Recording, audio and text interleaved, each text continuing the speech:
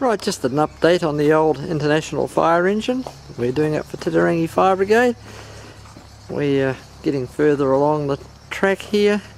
We've got the chassis black on the chassis now, so that's that part of the equation finished. We've been working on the back of the cab and doing the replacing a panel in that.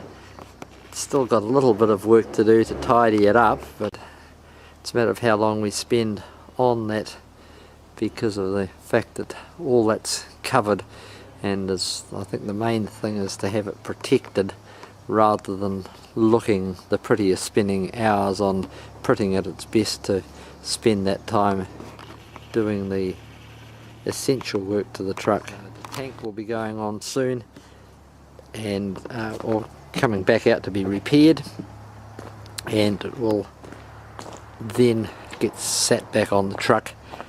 Whether we do that first or put the pump and the primer pump back in place. The primer pump sits in beside the pump on this little bracket here, so whether or not we do that first, I'm not quite sure yet, but looking quite smart. The old diff's painted nice chassis black now, so that's keeping it all protected. You don't actually see that because the pump will go in the way there, and you never see that unless it's going in for a vehicle inspection at the testing station.